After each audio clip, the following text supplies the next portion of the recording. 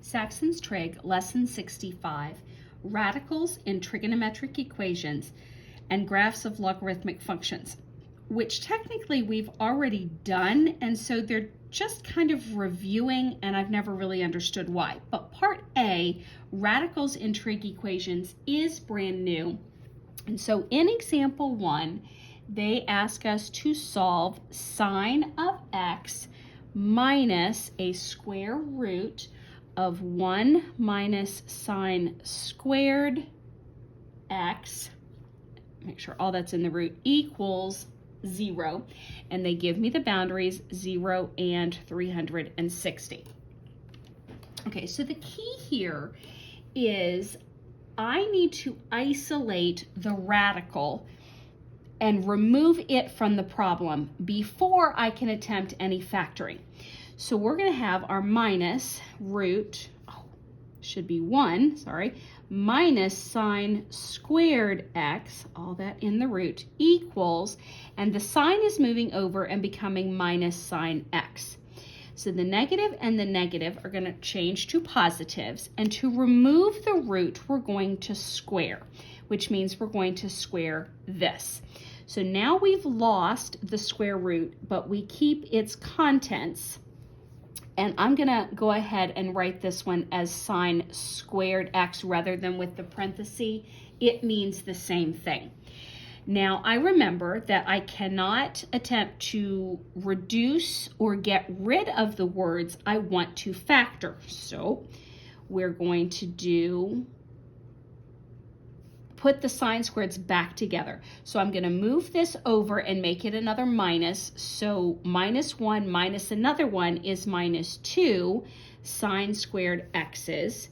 This plus 1 is still here on this side. I didn't move it, and I don't want to move it because I want to keep it equal to 0 so that I can attempt to factor it.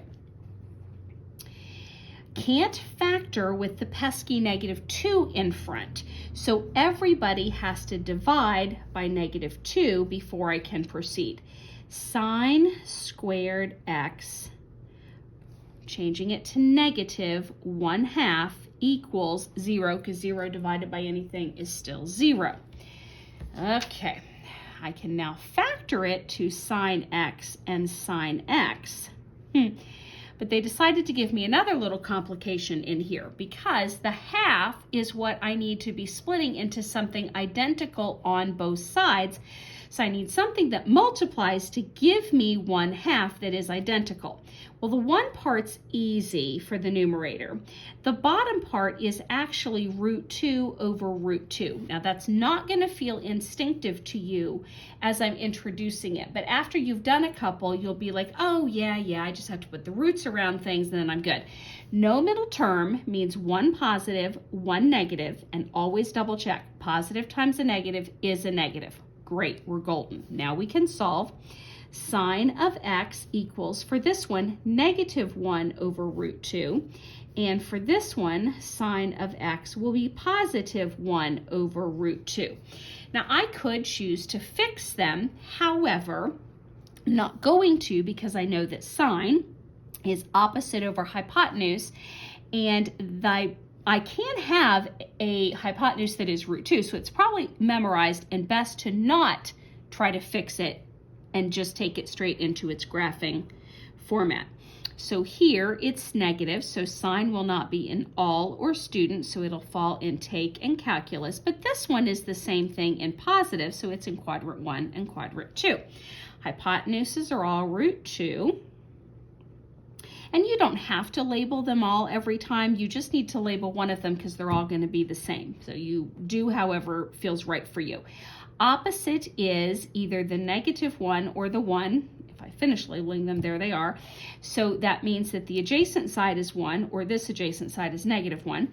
So what degree am I dealing with? 45 degrees. And that's going to, okay, so 45 degrees for quadrant 1, 180 or 45 degrees shy of the 180 is 135.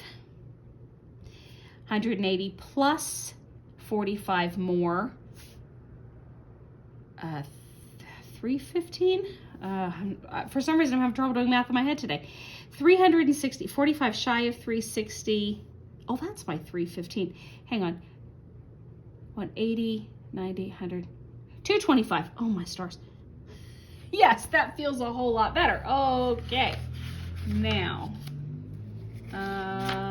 looking for their answers at the bottom of the page. Yes, I need to check my solutions, and I'm checking those numbers. 45, 135, because I had such trouble. 225 through 15. Yes, yes, yes. Okay, so when I check them, because I had a square root, I have to avoid negatives. When I throw them in, and this is where a calculator is very helpful. When I do 225 and I do the sign of it and I square it and I do 1 minus that answer, I end up with a negative. And the same thing happens with my 315. These two get thrown out, so the only two answers I can keep are these. Students will sometimes ask, can I just assume that the negative solutions get thrown out? No, it often happens that way, but not guaranteed, because everything hinges on exactly the way this was written. You should go through the process of actually checking them. All right, example 2. Tangent of x minus root 3 is already factored with sine of x plus 1 equals 0. And my boundary now is between 0 and 2 pi. That's telling me that my answer should be in radian format when I'm done. So I don't need to distribute this. That would make a mess. I'd have to refactor, because my goal is always to factor it to solve. So let's jump to solving. Tangent of x will equal, move this over, making it positive root 3, turning it into a fraction so I can label them TOA. And then sine of x will equal negative 1 over 1. Sine is opposite over hypotenuse. So where will my tangent be positive? All, not students, take. Then my opposite is root 3 or negative root 3 here. My adjacent is 1 or negative 1. That's why negative over negative still works to be positive. And then that means the hypotenuse is 2. Opposite root 3 is a 60 degrees. So this one's 60, and this one 180 plus 60 more, 240. Graph this one. Sine is negative, so it will not be in all or student. It will be in take and calculus. Opposite negative 1, hypotenuse 1. If these are the same number, these must be zeros. So I'm not moving over, I am moving down. So that's 0, 90, 180, 270. And it's the same for both quadrants. But it said I need to check it, see if I throw out an answer, and then convert them to radians. When I check it, 270 will not work. Oh, and it's not because I have a root and I can't have a negative.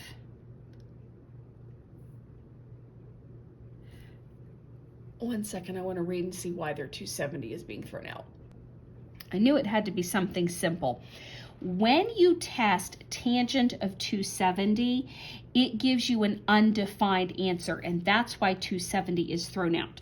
So we're keeping the 60 and the 240, they work just fine. So it was a calculator check that threw that out. Now I need to convert 60 over to radian, and so that is pi over 180 is our conversion fact. 60 goes into 180 3 times. So this answer converts to pi over 3, and 240, want the pi, 180 is the memorized fact. 24 over 18, it's probably a faster way to do this, but 2 goes in here, 3 goes in here, here we go. So 4 pi over 3. And now my answers are in radian to fit the way that it asked for the boundary. Part B, the part I said was review. Graphing log functions. they again go through the x and the y, flipping the x and the y. Still gets you the same graph, it's just kind of turned on its side. And then they go to example 3 and they say, sketch the graph of the function y equals log 3.5 of x. So I'm going to rearrange that to say 3.5 to the y value equals x. Okay, so here might be the only thing that you might feel is new. What I need to guess for the numbers is for the y, because it's the exponent piece. And so if I choose 0, 1, and -1, anything to the 0 gives me the answer of 1. I'm just working it backwards, basically. 1 plugged in would give me 3.5, and -1 would flip it over, and that's going to be a decimal something. I'm not sure, I can't do that in my head. 1 over 3.5, basically, whatever that is. So then if you're graphing that, when you graph it, you're still going to keep, this is your x-axis, this is your y-axis, and you're going to say, I'm going 1 over, but not up. My dot still goes in the same place. 3.5 here, and 1 up is going to graph there. And then my -1 is, and I knew it was really, really tiny, and it's positive. I'm going to finish this one. So can I actually touch the y-axis? No. So this is skewing me down, and my -1s give me an opposite side. So it was really tiny.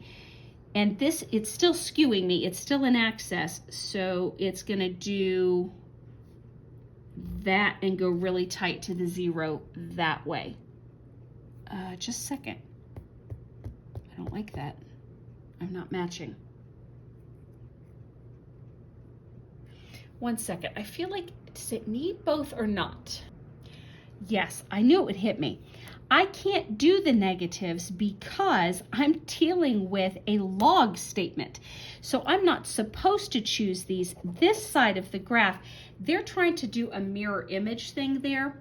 This is the graph of that log. It should only be one curve, and it's landing here. What they were doing was they were showing you their other way of getting the curve here and then getting the log as the mirror image of that. And that is so much more complicated than going straight to rearranging this, picking y values, and then graphing it normally.